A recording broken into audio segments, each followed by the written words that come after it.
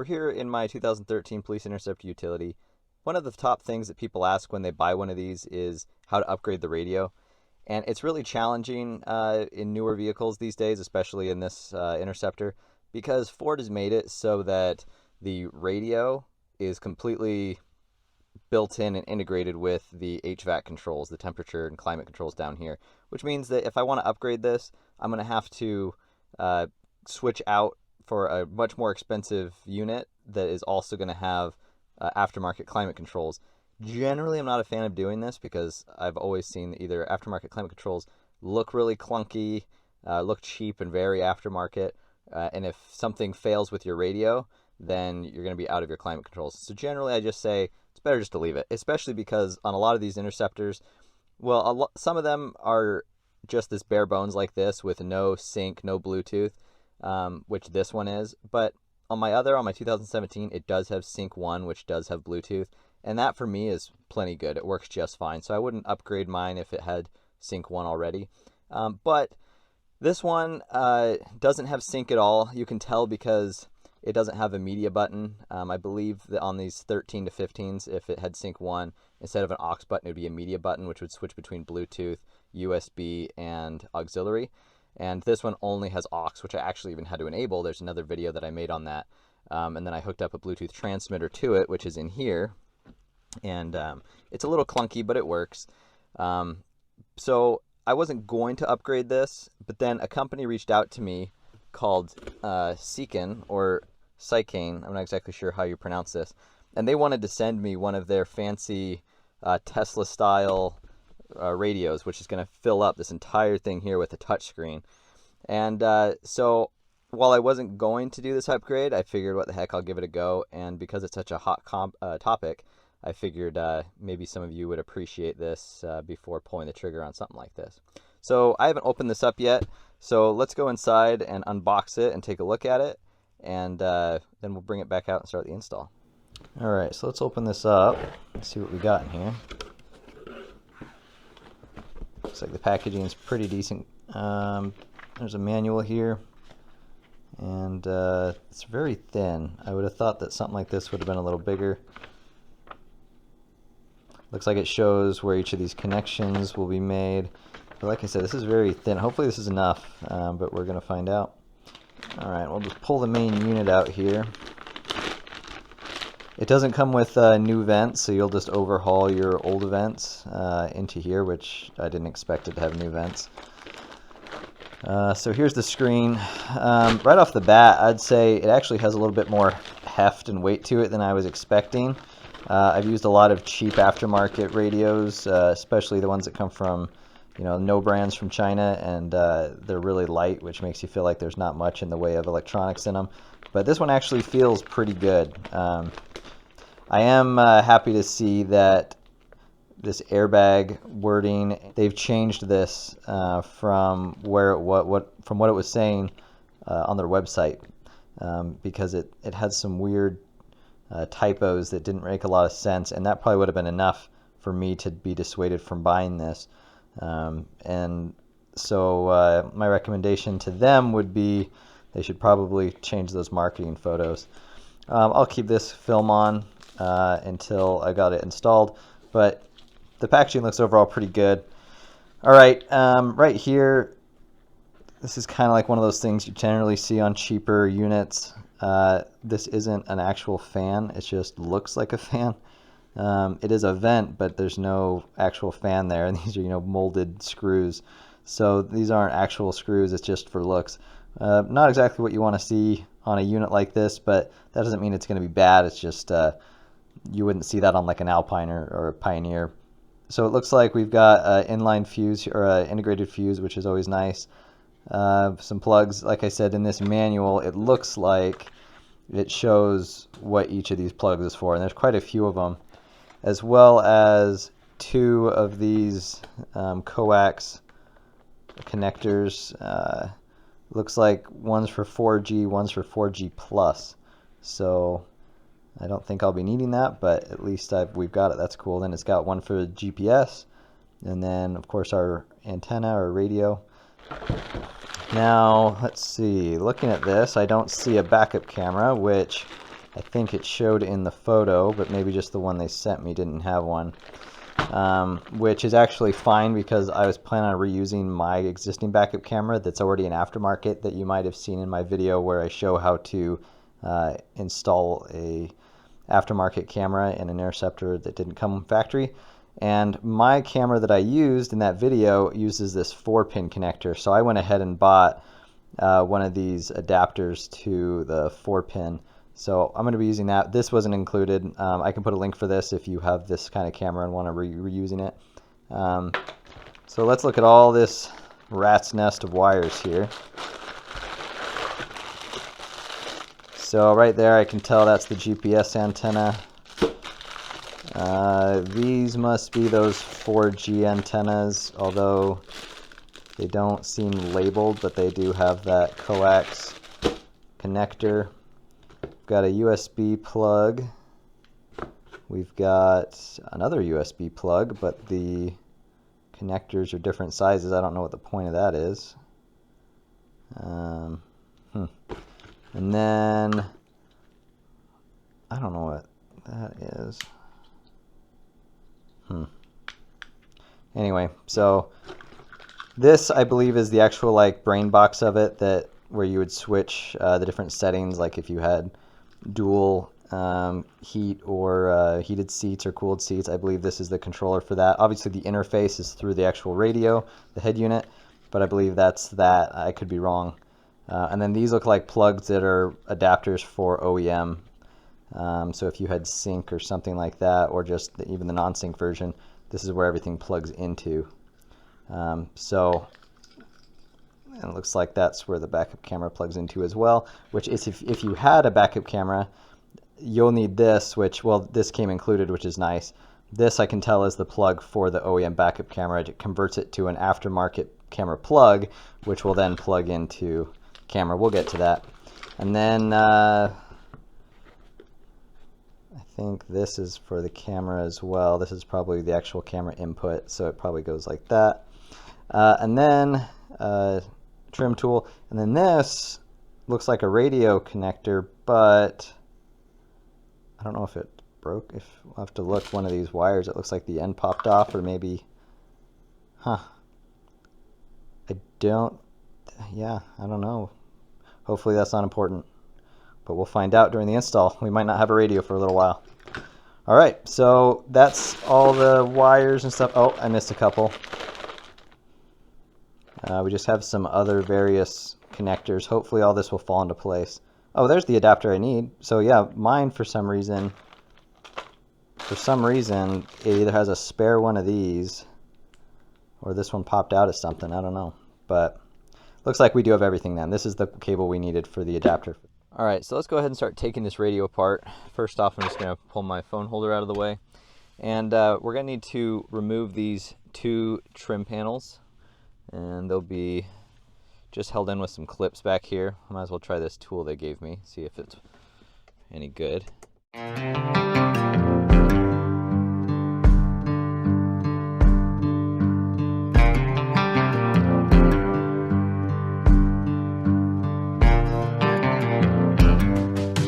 Now we're going to be left with these small screws under here, which I think are 7mm. And we should be able to just pop this out at this point. It's just held on with clips. Just like that. Okay. Now here we have just, I think, one plug, which is right down here. So we'll unplug that. And that is it for this front piece. Now before we put this away, we're going to need to unscrew the vents, which are held in with clips up top, it looks like, and then 2 small Torx, which I need to figure out what size those are. So I'm just going to set this aside for right now, but we're also going to need to remove these. So while we've got our driver handy, let's go ahead and remove the CD unit and the screen.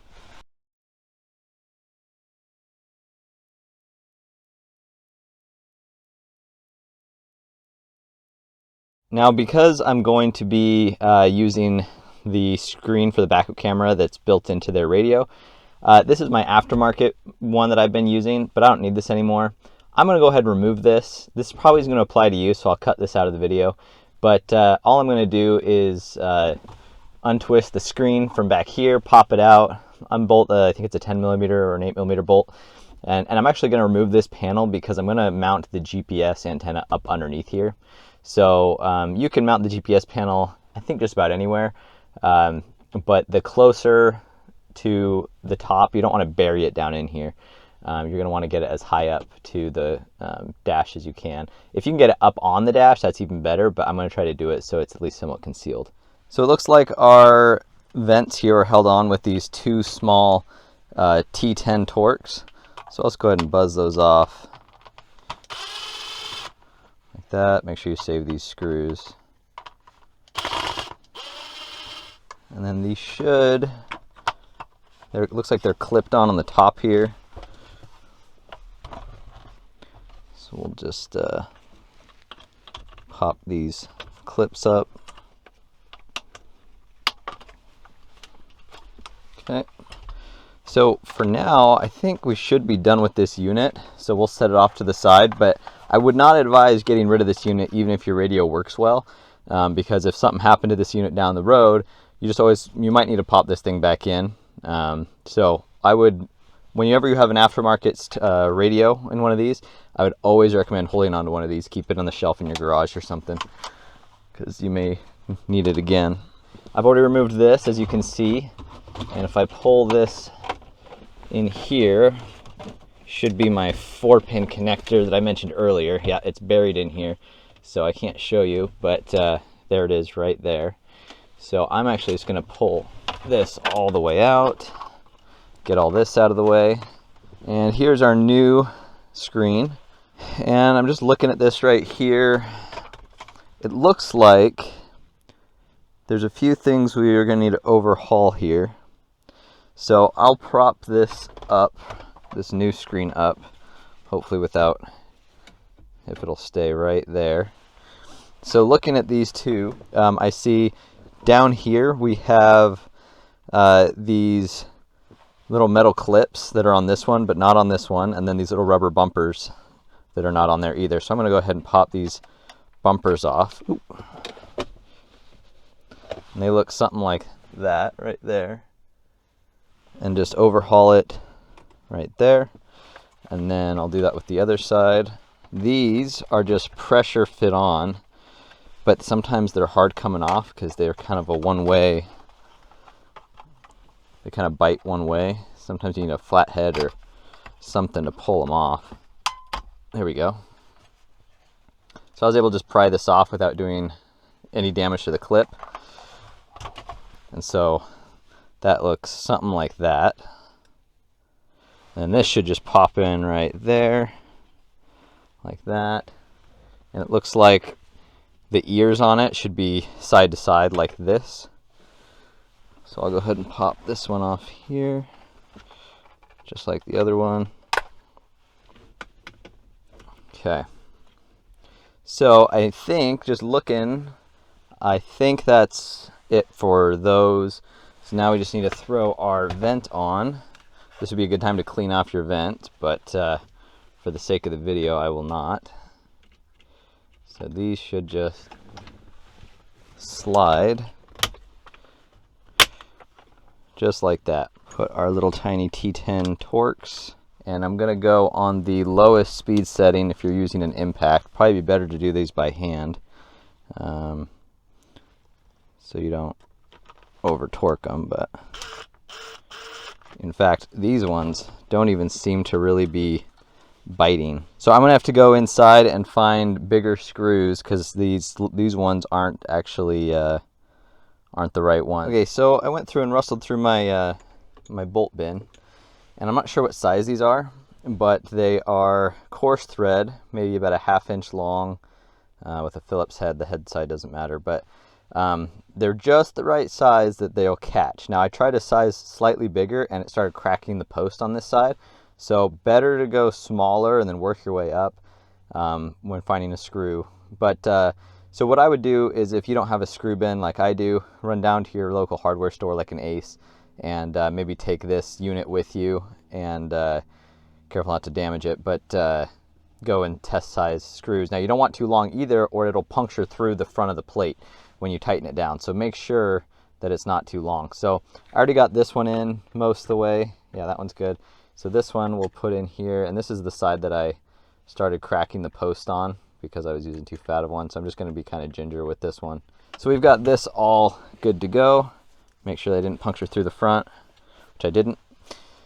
So this is going to go right here, which I'm not doing the full install right now. I'm just want to make sure that it all lines up good, which it does. And all right, so, and these little rubber bumpers that I put on here, they don't want to stay very well, so you could put a dab of glue or something, or just set them off to the side until you're ready for your final install. So I'm just going to set these off because I don't want them to fall down here while I'm getting everything wired up. Okay, so I'm going to set down just a book, little magazine here, or a towel, so I don't scratch up my dash or my center console while I'm doing this.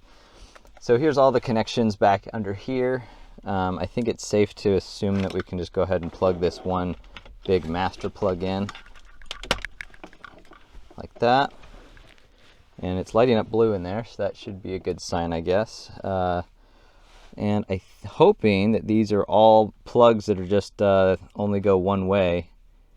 So I think we'll just start plug in. It's kind of hard to see. I don't actually see where this one goes. Maybe we'll do that one in here in a minute. This one is 8-pin. Should be, I'm actually not seeing where these all plug in. Okay, that one goes way over there. And I wish I had a way of kind of verbalizing how these all hook up, but it is just kind of a whatever fits wherever. So this one I'm kind of stumped on because it's 8-pin, and the only 8-pin one I see is right there. And oh, okay, it does fit. Looked like it wasn't going to fit. Okay, so we have that all hooked up then. And then our backup camera is 10-pin. So that would be that one there. And then we've got all these extra, we've got like this USB that, let me untwist this. We've got a USB here that we'll plug in. That's 6-pin, so that should plug in there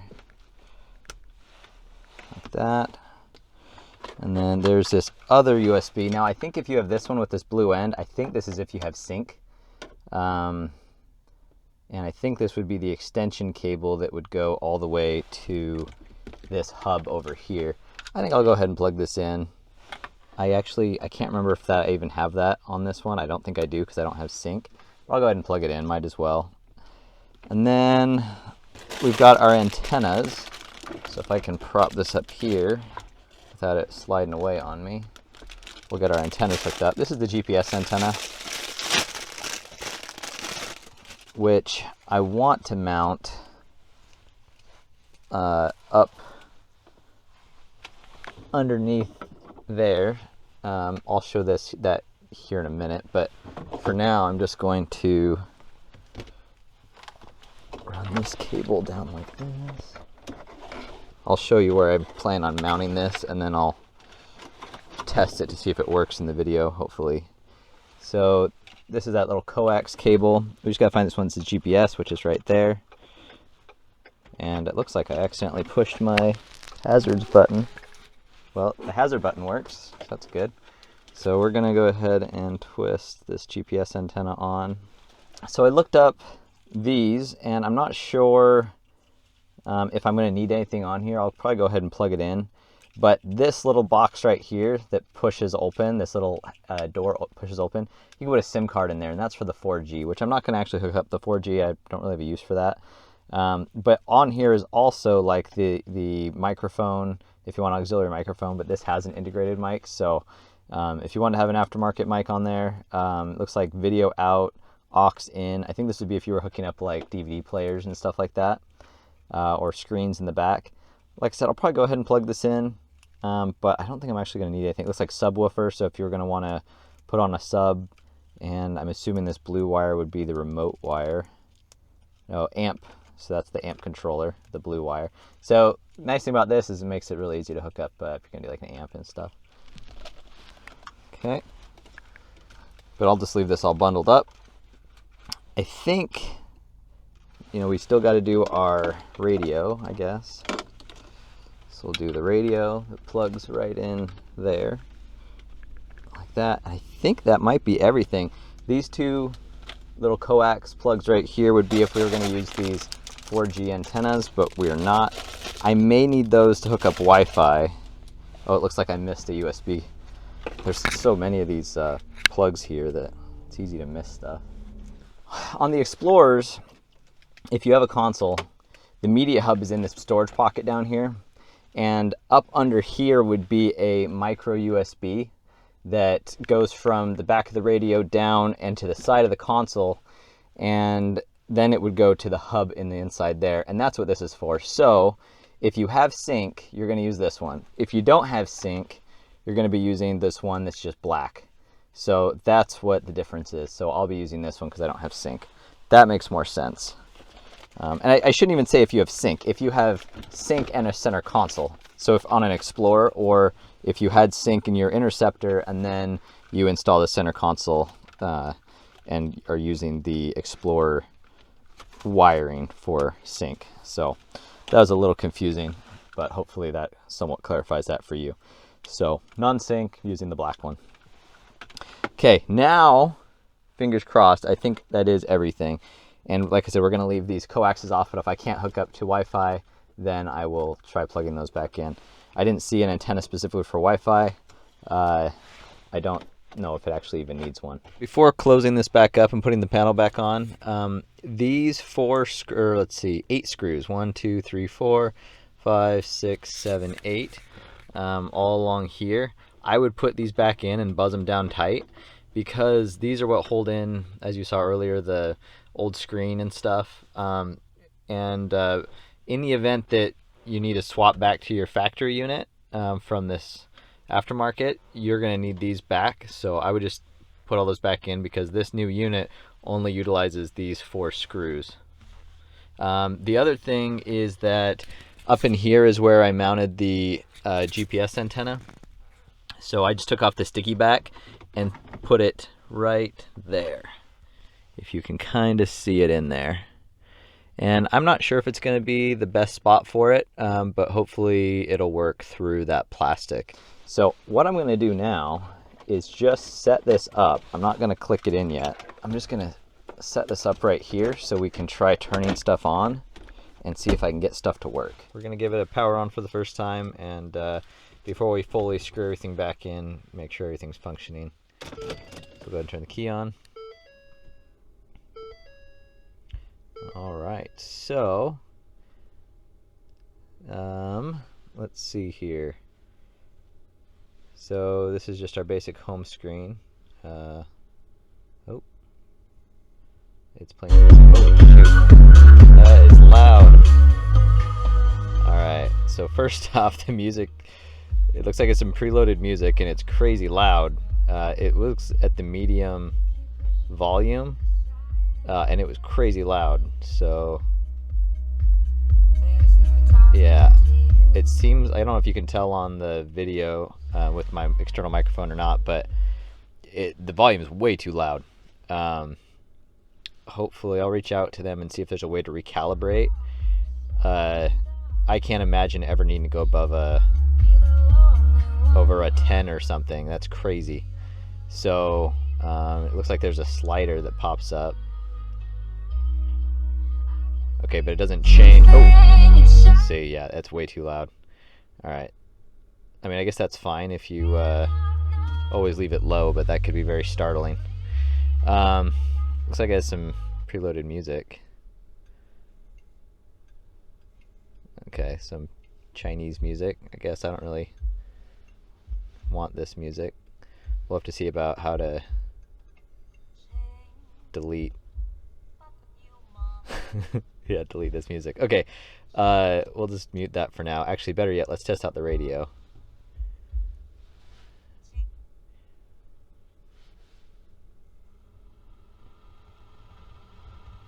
Okay, well, at least we're getting something. Okay, cool. Yeah, same thing. Volume just really loud. So let's go search. Okay, cool. So it's got a really, looks like a pretty good scan feature. So that's nice. It's just finding a bunch of stations for us, and I mean, it's already, it's in the 20s for the preset, so that's kind of cool. Just finding a bunch of presets for us. Let's go ahead and just tap one of these. Sounds like good quality. The touchscreen seems pretty responsive, so we'll go ahead and turn that down. Let's see, we've got some apps up here. Let's go look at all of our apps. Looks like they have a whole bunch of apps here. I think from what I've seen, XCar, that's going to be the equivalent of Apple CarPlay or Android Auto.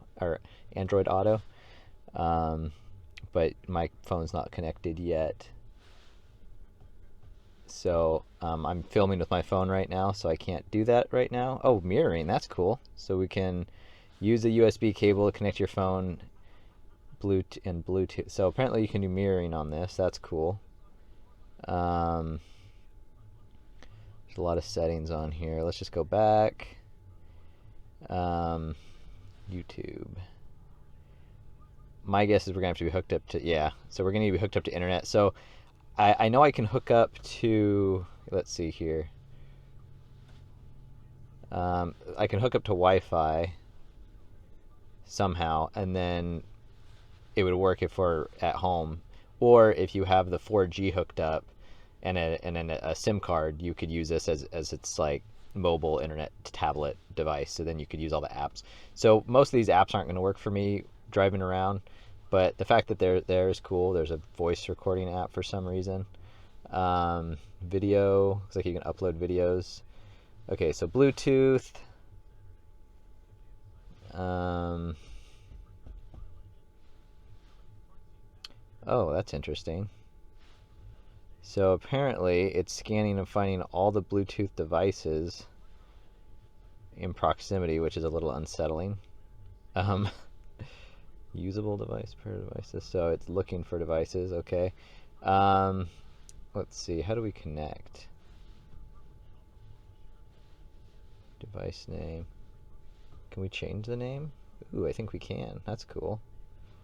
Let's call it numbers 2013. I know it is a Interceptor, but I'm going to do Explorer because I loan this car out to people and they think of it as an Explorer, so that'll be easier for them to find it. I'm not going to set a pin. Auto connect power. Cool. Oh, that's cool. So hopefully it'll show up on my device as 2013 Explorer. That's cool. All right, let's see. I'll check that out after I'm done recording. I wonder if there's a way to move. I want to move these to the home screen. Okay, there we go. Let's swap that one for Bluetooth. Let's swap that one for phone. Let's keep radio. Let's swap. I don't know if there's anything else I need to swap. Yeah, let's do the CarPlay thing. Cool. So I can customize that. I want to change my screen. I'll look up how to do that. There's these two USB cables coming out, and my understanding is that one of these is for hooking up media, so like flash drives and stuff, and that way you should be able to put on videos, music, stuff like that you won't need internet for. You can just download them on your computer, transfer them to here, then you can have videos and music and stuff. If you're not going to do the internet option. And then the other one is for hooking up like auxiliary stuff. So you can hook up, I think, like OBD2, a link that would go to the OBD2. And so you could like scan all your codes and stuff from here, which is kind of cool, but that requires another piece made by Seicane or whatever the company's called. And then you can add aftermarket TPMS, which could be monitored through here. So that's cool for your tires, air pressure. And then there's like some European kind of radio system that's like the US equivalent of HD radio that you could hook in. I think there's some other devices that you can use. So this I won't be using, but it is kind of cool that you could like TPMS or stuff like that. So this one we would be able to change. In fact, I brought with me, here I have a flash drive that I preloaded some images that I would like to be as a background, because I had a suspicion I'd be able to. So I've got that plugged in. Let's go to File Manager, see if we can find it. All right, it looks like I think this is the one. And yeah, so this is an image I just pulled. I would like to use it as a wallpaper. Perfect. That's big. Can I shrink it down? I can move it. I can't shrink it down. All right, well, we're just testing it now. So let's do set wallpaper, home screen and lock screen. Let's do both. Cool, so if that, well, it's not there. I would think that's the home screen. Let's try, oh, that's settings. Okay, well, I'll play with that a little more. I don't really want this background. Let's go ahead and go to settings. Let's see what's in here. Device port. So these are all the ports on the back. It looks like you can see what they all do. I don't really know why this is on here, but I guess that's good. Permanent documentation. System info, looks like that's just the build. Default settings, no. Factory settings. I think we're gonna need a code to get in there. I'll look into that. Car settings. It's original car, set into car. AC. Just goes to the AC screen. HVAC. All right, so this is something I want to test. So let's see. We have our AC up here and down on the top. Those seem like they should be flipped, but whatever. It looks like we've got them here too. Cool, yeah, so tapping this fan, and you can hear it getting louder and quieter maybe. Okay, yeah, I'm tapping this. Looks like holding it doesn't work. Tapping it, and I can hear my blend doors, so it looks like the heating and everything's working good. The only thing is dual down here. Ooh. Okay, that doesn't make a lot of sense. I don't have dual zone because Interceptors weren't equipped with that, so it'd be nice if I can get rid of that. I don't understand why it keeps going back to that screen. It looks like heated and cooled seats, so if you had that hooked up, that's nice, but I'm going to see if I can disable that. Hopefully in the settings I can disable that and do it for a more bare bones model like the Interceptor is, or a base model Explorer. But it looks like we've got our... Okay, well apparently it doesn't like my rear view, or my rear window heat. I don't know why that is. AC, max, rear, oh. So I guess this is for the rear controls, but I don't have rear, so it'd be nice to turn that off too. Front, okay. Settings, my temp, heated front window, heated wheel, rear lock. I don't know what that does. My temp. These top slider buttons aren't... Yeah, the top two slider buttons I can't even turn on, so I don't really know what those do. How do I get out of that? There we go. Okay, so... I don't really know. Okay, so you tap the seats and it changes the setting. I feel like this could be a little more intuitive. Rather than just images, but whatever. Okay, so at least we got the HVAC. I'm going to work on cleaning all this up. I don't know why my rear defrost isn't working. Okay, let's go amplifier. I think that's if I had an external amp hooked up, I could adjust the settings there. That's kind of nice.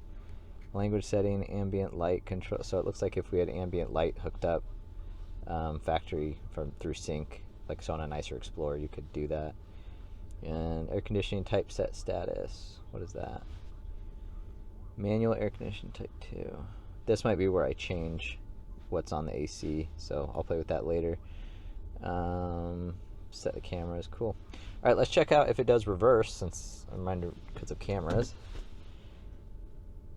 Okay, well, first off, I'm not getting anything. Second is it's showing that my door's open, which it is, so that's interesting. Looks like you can just, here, let me try closing my door. I'll open it again. Okay, cool. So it has a door minder. It looks like you can silence it. These camera lines are a little crazy, and I'm getting no camera. I'm getting no feed from my camera, so I'm gonna have to look into that. I don't know why. It was working just fine with my other screen. So it looks like these are if you could switch maybe between different camera feeds, but they're not doing anything. I don't have any other cameras, so I guess that's fine. No, that turned it off. Okay, it looks like you can toggle off the guide views, and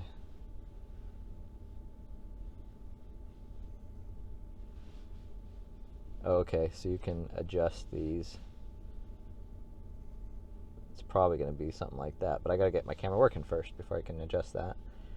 I don't know what that does. That looks like if you have the parking sensors, you can adjust the lighting. Okay, fair enough. We're going to have to work out the camera, so that's another thing to work on. I'll test to see the audio quality. Let's see if I'm getting my GPS signal. Let's go to, I don't know what their original car. No, that we've already been there. Let's see. The touchscreen's pretty okay, but the layout's not super intuitive. It'd be really nice if I could rearrange these things, but I don't think I can. Oh, I can bring that there. No? Okay, I don't know. I don't know what I just did. Oh, I don't know what, oh, now we're playing music again. Okay. I don't know. I'm going to have to play around with this and reach out to customer support and see if I can figure out how some of this stuff works. And then I will do a follow-up. All right, so I've been spending some time going back and forth with Seicane's tech support. And I will hand it to them. Their tech support at least is responsive. Now, helpful, some things, some not so much. The first thing is I was able to get the camera fixed. I had to buy a different camera. It didn't like the camera that I had mounted up there, even though that was a pretty high quality camera. I ended up having to go through a couple different cameras to find one that worked well. One of the issues I found is that because this is such a big screen, is that you need to get a pretty decently high resolution camera, or else it's going to be really pixelated and stuff. So let me go ahead and show you what we're working with. So that is what I ended up with. I haven't checked it out at night yet, but that would be more on the camera side. Now, you can come in here, turn off those camera settings. If you want to turn off these grid lines, you can turn them off, or you can come down here and adjust them, which is a nice feature.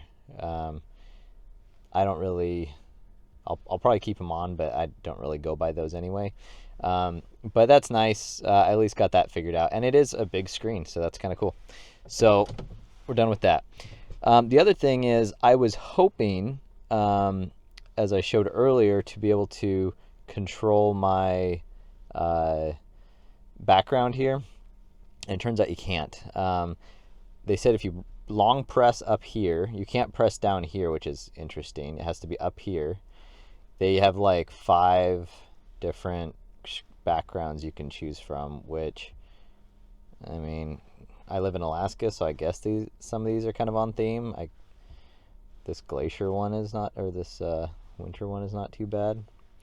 So I guess I'm stuck with that. I'd really like them to see it update it. The thing that really peeves me, though, is that if I come in here, you see it's got it in the background here. So if you go into the Android interface, you can see it in the background. Let's see if we go clear all. How did I get to clear all?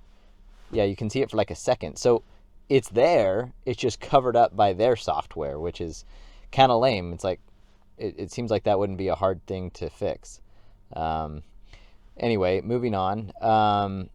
The Bluetooth, well, I'll do the Bluetooth last because the audio or the HVAC controls, while they do work, you are stuck with, I checked, and if you don't have heated and cooled seats, which no Interceptors did, you would have had to manually install those, you're stuck with these controls even though they don't do anything, which is a little misleading to your passengers and stuff, or if you sell the car, which I don't love that. The other thing too is that we don't have dual, and it looks like you could toggle it off and on, and it doesn't actually do anything. The dual auto, we don't have auto or dual, and I don't know, it's not very, this could use some work is what I'm trying to say, but it does tell you, I think that's the cabin temperature is the 43 degrees, so that's kind of cool. I'm not sure if that's ambient outside. I think it's cabin temperature though, so they must have a sensor in here, or it's piping off of the ECU. But so that's the HVAC. If you go into settings and we go down to factory settings, every single unit, the code is 8888, and this is kind of the developer, like, behind the scenes settings and stuff, and most of the stuff is just like, you can change it for different vehicles and stuff. If you installed the auxiliary TPMS sensors, I guess you could mess with it there. There's troubleshooting stuff. Oop, I didn't mean to do that. Go back. CAN bus perimeters. You can turn off and on different little windows. I was hoping that something in here was going to let me clean up the HVAC controls, but apparently not. That's another thing I feel like would be pretty easy to fix. So there's just some fine-tune settings that I really haven't messed with much because I don't want to mess things up. Let's see, air conditioner switch at bottom. So I think you could actually remove that. Yeah, so you could turn that off if you don't like that, which I guess is an option. Let's turn it back on though. Let's see, that wasn't it. Air conditioner switch at bottom. Open.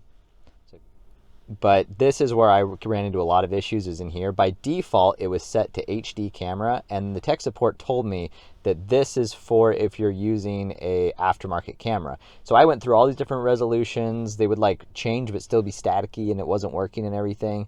And then even after I got the new camera, it was the same thing. And then when I switched it to this SD, which is supposed to be if you're using the factory camera, if you already have a backup camera in your mirror, you should be able to plug this, the OEM plug into there, and then this plugs into the back of this unit, and then you have it on this SD, which I'm assuming is standard definition, and that's how you make your OEM work. But this is the only one that I would use to make, this is the only one I could get my aftermarket to work as well. These wouldn't do anything, and my camera is an AHD as well, which is a special kind of camera, and it didn't work. So whatever, but it looks like you can install like 360-degree cameras and stuff, which is kind of cool. Who knows how well it would work, but so that's where I got that. I haven't gone through all of these. There's not a lot of information on what this is. I wish there was a more in-depth user manual, but oh well. Okay, going back, let's see. The files are kind of one of the other pet peeves of mine. So it comes preloaded, like we saw earlier, with some random songs. I put these ones on here, but if you go to the very top, there's these two songs. There's this Believe song and this Chinese song. There's no way to delete those. So pretty much I went in, and if you go to File Manager and go to Internal Shared, and now if you had your USB port drive plugged in, which I had earlier, it will show up here. You come down here, go to Music, and you can see your files. Well, these are the files that I added. I had to like copy and paste them from my flash drive onto here. In here, in theory, should be those two preloaded songs, but they're not here. So they're forever on here, and when you first turn on, if you turn on shuffle, it'll go through a couple songs that you don't actually want. Likewise, if you go over here to the video app, there is one preloaded video of them making food or something. You can't get rid of this video. Now, the cool thing about this app would be kind of cool. Let's see if I can do it. Yeah, because you can bring the app, or this, if you're in the video app and you have a video, you can keep it on this home screen so you can see everything else. I think you can then tap on it and make it bigger. So that would be actually really cool for videos and stuff. But the problem is that there's no way that I've seen to upload videos, my own videos, into that app. Because if you go to the video app and then go back, maybe if I had my flash drive, in fact, let's try that real quick.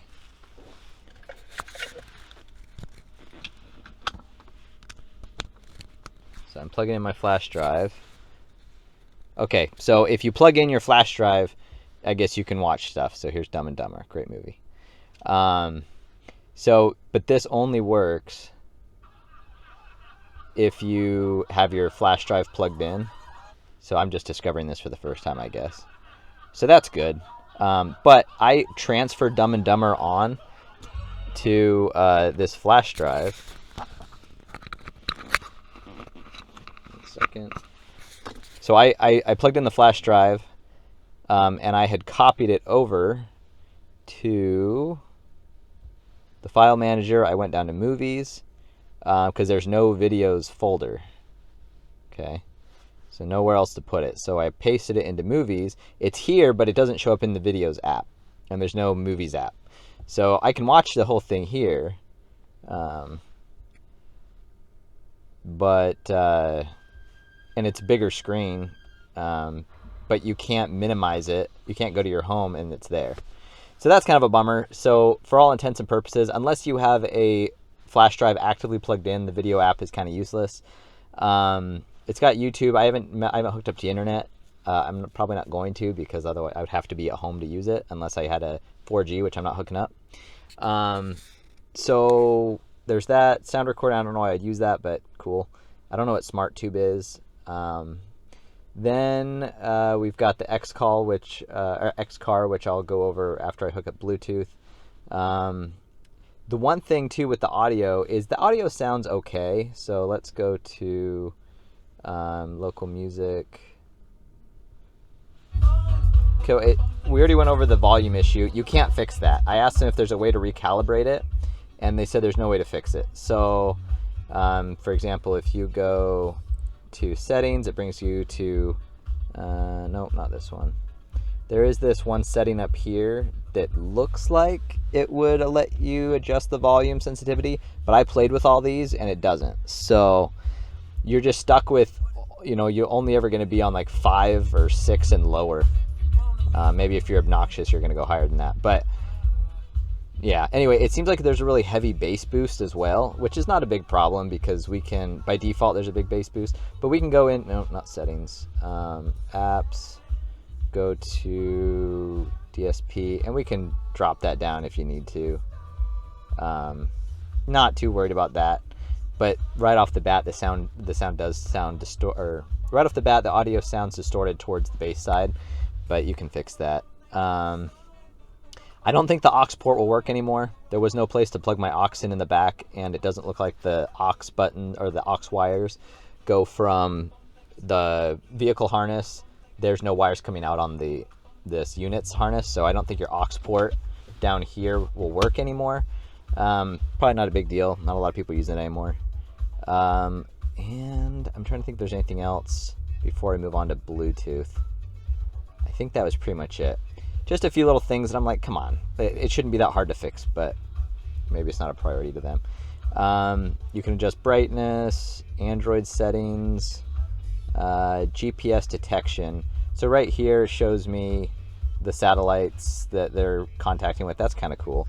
This is an interesting feature that I haven't messed with, but my understanding is that if you hook up, there's those brown wires coming out the back called key 1 and key 2, that you can program them. So if you hook them up to something, like your aux switches on your steering wheel, which we have extras for the Police Interceptor on some Interceptors, you can click here and say, okay, that brown wire that's hooked up to that switch, I want it to be my volume up button.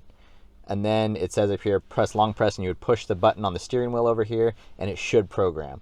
Or you could maybe hook up some little momentary switches. That's cool. I'm not going to go to the work to do that, but it's there so you can make your steering wheel controls work. Logo settings, this is another thing that I thought I'd be able to make things work. So internal logos, you should be able to like put a Ford logo here or something for when it starts up. There's no other options. There's only the Android option. And let's see, if you go into these, it just like these endless files with nothing in them. So I don't know. What do you do about that? So like pictures. Let's see. There's that. Let's see if that works actually. So logo set, internal logo. Yeah, it didn't do anything. The fitment is not perfect. So the biggest issue with me is you see that there's a gap right there on both sides. This one's not as noticeable because on our Interceptors we have the shifter right here. But there is a little bit of a gap there, and there's a gap there. It's not crazy, but enough that I notice it. And then also up here, because this U-bezel is meant for an Explorer, I think that's why there's a gap up here. I think that if you were to swap this panel out with the speaker grill from regular Explorers, that it would fill this gap. I don't have one on me, so I can't test it. And then this mat I haven't secured down yet. But I think that would fix that gap issue. But because of where I sit, the gap kind of disappears. So I'm not as worried about that. But maybe if I come across one of those speaker covers in the future, I'll pop it on there. The microphone is right here, which is cool. I'm going to test that here shortly. I haven't tested that yet. I think that these buttons should be reversed. I don't understand why up is on the bottom and down is on the top. That for the fan speeds, that doesn't make much sense to me. Let's see. The other thing was, so the two USB cables, I thought they were specific use, but it turns out they go to the same thing. So you can plug your SD card in either of the USB cables. So what I've done, because there's no real good place without, you could run an extension to there. So from that cable, run an extender and then wire it into the backside there, and then you could just plug your SD cards in there. But I have this one set up for doing charging only right now. Not a big deal, but what I did is I went ahead and 3D printed a little male receiver, and then I fastened it onto the back of my little cup here, and you just plug it in like that, and that way whenever I need to access that, it'll be right there. So, but it would be better to have it right here, which is not hard to do. I just have opted to not do it. The other thing too is if you have the backup camera, the factory backup camera, make sure you keep this cable and use it. You're going to need it. I think that's everything. So now what I'm going to go do is get my wife's phone, because I got to film with this phone, and we're going to walk through the Bluetooth and see how well it works. We'll just go ahead and click Bluetooth here. And let's go ahead and see if it shows up here. So right off the bat, if you remember, we changed the title to 2013 Explorer, which is cool. It's asking for a pin, and I don't think I set a pin. It says device pin 000, so I guess we'll put 000 in. Okay, so I had to manually put in the code. Now it says it's connected, so that was good. Now let's go ahead and go back. Let's do music, and my wife's phone. I don't know how much music she actually has on here. Okay, so pretty decent actually. I didn't have to click an app or anything. It just auto started playing. If I hit pause. Now I'm curious what happens. So we're on Bluetooth right now listening to music, but if I come down here and click play on our so it just starts playing, taking over on this music. There's that song again that I don't want to listen to. See how loud it is by default. I don't know why it... Hopefully every time I turn it on, it doesn't go to the loudest setting again. Okay, now let's go try Apple CarPlay. So we're going to go to XCar.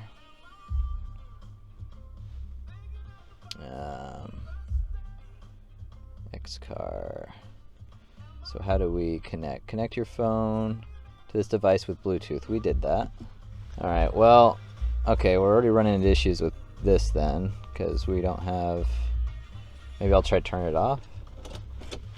Open the door, see if maybe a reset is needed. We'll see if it auto connects. It says connected. Z-Link service unavailable. I don't know why. I don't know. It's not working. So, as of right now, no Apple CarPlay. No Android Auto. It's all there. Apparently it's not working. So, that's a bummer because that was the big draw for this. I don't really know what to say about that. So what I'm going to do now is test the hands-free calling. I keep saying Z-Link. I think that's what the issue is. I'm going to end the video here for now. Go test all the calling, test out the microphone here, and see how well it works. And I'll get back to you guys. All right, so I just tested out the Bluetooth, and it actually works pretty good. So the only gripe that I have with it is that when you're listening to Bluetooth music, there's nothing on here that tells you what you're listening to or whatever. It's similar to being hooked up to aux, I guess you could say, because when you plug in your phone to an aux cable in a car, it won't say on the screen what you're listening to. So it's similar to that. And so it even will show what music the unit has paused with the internal music, but it won't. And so it's a little misleading because you'll see the title down here. So that's that, whatever. The phone call is actually pretty good. So you go to phone. I actually didn't click on the phone here. Yeah, so the only thing is I have not been able to get it to sync my phone book. So like that's, just random numbers. Like it's hard to tell who's who. It looks like you can go in here and manually add contacts. But because if you're using the Apple CarPlay, which well, first off, let me finish by saying this microphone right here, it does seem actually like the audio is pretty clear. So awesome, thumbs up, because on the old system I had set up that I had Bluetooth working, if you look at my old video on how to add Bluetooth to an Interceptor, the Bluetooth, the hand-free calling just still didn't work very well. So now it works. Excellent. So far, probably my most favorite thing about this. Let's see. So I was having issues with XCar. It was just in like the screen, like saying, "Hey, connect," which XCar once again is Android Auto or Apple CarPlay. I came to factory settings. I put in the code, and then I came here to reboot and clicked yes. And when it started back up, it worked. So I think when you add a new Bluetooth device, you have to reboot it for it to recognize. Kind of annoying, but if it's just you using it, not a big deal. So let's go to XCar. So here's Apple CarPlay. Now, from what I found online is that this is actually like a jailbroken or bootlegged version of Apple CarPlay. So it's not, it's pretty much similar function, but it's not exactly the same. I don't think I can move, like I can't rearrange things, but I can go into my music, I guess. Dismiss. Okay, well, it's not going to let me do that apparently. Let's go to Spotify. And let's go to here. Let's hear how music goes.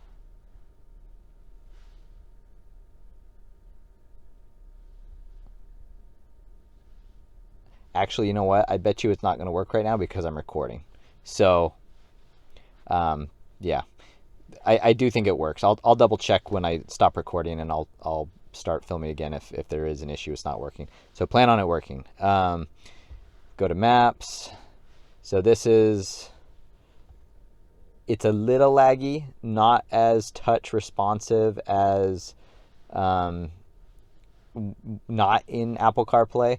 I think that's just the software of Apple CarPlay, of the jailbroken Apple CarPlay, the X-Link or whatever it's called, Z-Car or whatever. So let's see. That's just kind of a side effect of using non-legitimate software. But I mean, for all intents and purposes, it's fine. Here, I have my phone book, so that's great. So it's pretty much a normal Apple CarPlay, just a little buggy, but can't complain too much. It's hands-free, wireless, so that's great, because if you've had Apple CarPlay in a vehicle before, but you had to wire it in, you'll find most of the time you just don't even hook it up because it's kind of annoying. So the fact that it's wireless, that's a win. In closing, I just wanted to give my final overall look and review. So let's start with the pros. First off, it actually really does look good. Just looking at it, even when the car's turned off, it makes you double take, be like, whoa, what trim package is this, right? If anything, when you turn on the screen, then it's like, oh, that's aftermarket, you know? So with the screen off, aside from these buttons here that look a little out of place with how blocky they are, and the fact that you kind of have to stab your fingernail in there, which will probably wear this paint off eventually if you're not careful, and then you'll be left with just like white buttons, because this is white plastic that's been painted black. So that's my only gripe with the actual overall look. And then there's the fitment, right? So the gap's there.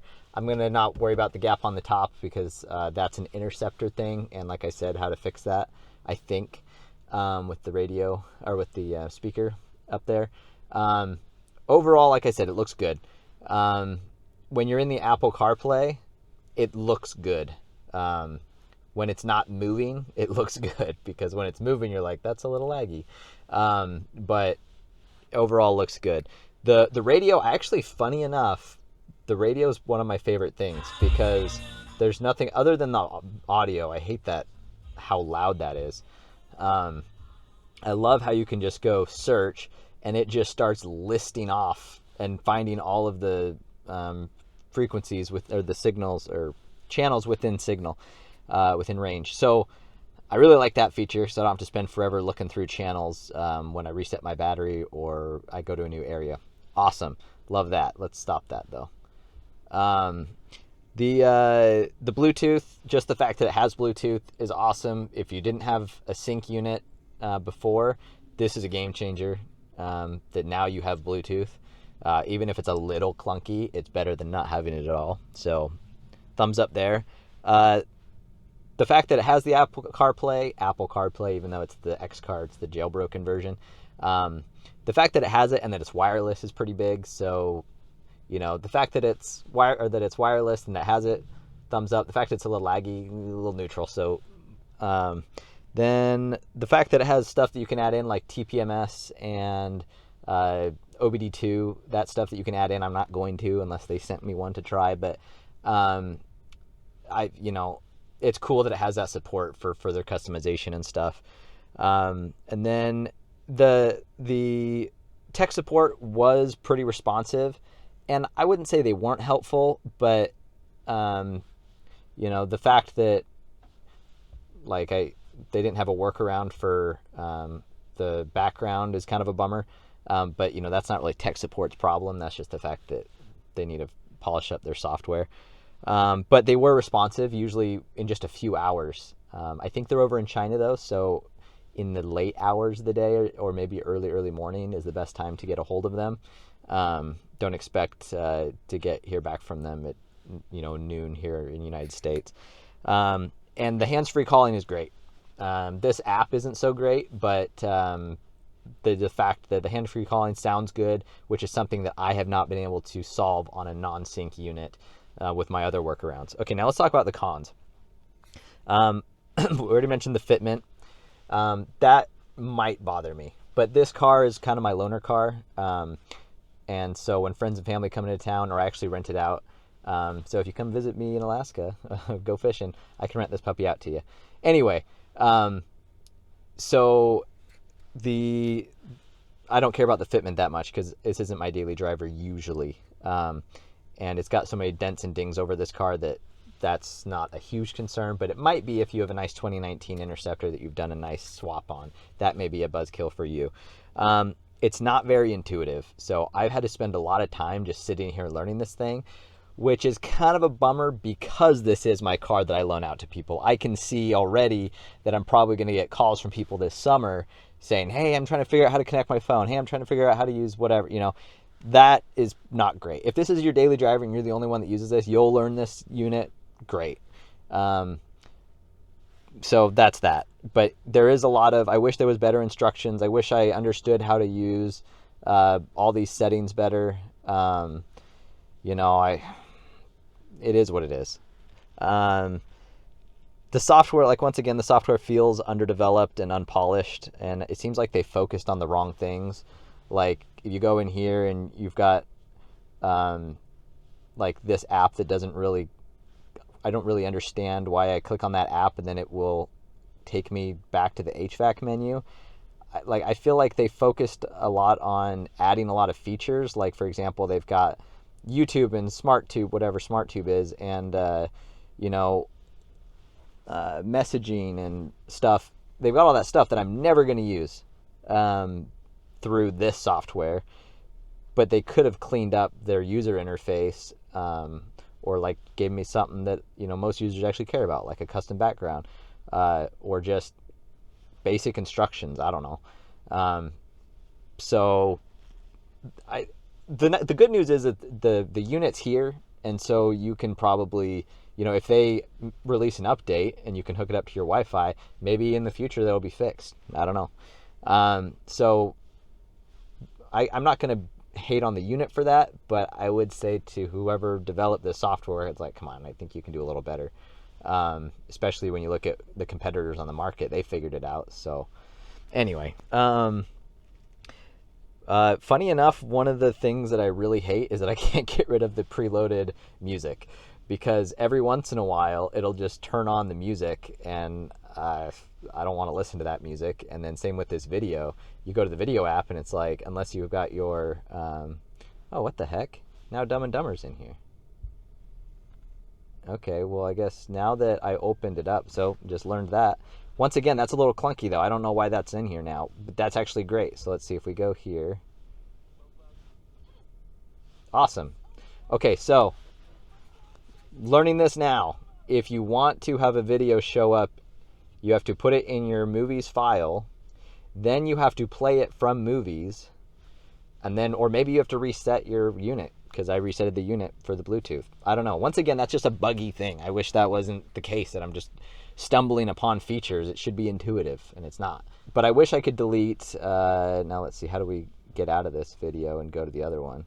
This video of making Chinese food, I don't want that. I mean, it looks good, but I don't want it. I wish I could go in and delete that. Same with those two songs that kind of drive me crazy. I really don't like that I can't customize my HVAC options and get rid of these. I feel like that's another thing that would be really easy. Get rid of this dual and auto. These dual and auto things, they don't actually even do anything. They're not even buttons. They're just there. There's no need for them to be there. Maybe I'm doing something wrong and I could change something in the settings, but I couldn't find anything, and tech support told me that I couldn't eliminate those options. The other thing too is it's not very intuitive that I need to tap on the seat to change things. It looks like you should be able to tap on the, which airflow you want to work, but those do nothing, but the seat does.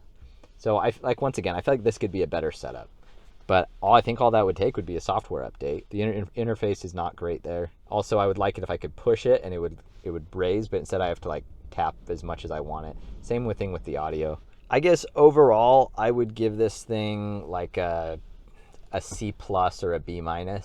If I was going to rate it, just because of the things I mentioned. The camera is okay. There's another buggy thing right there, though. So did you see the screensaver change for some reason when I put it in reverse for just a second?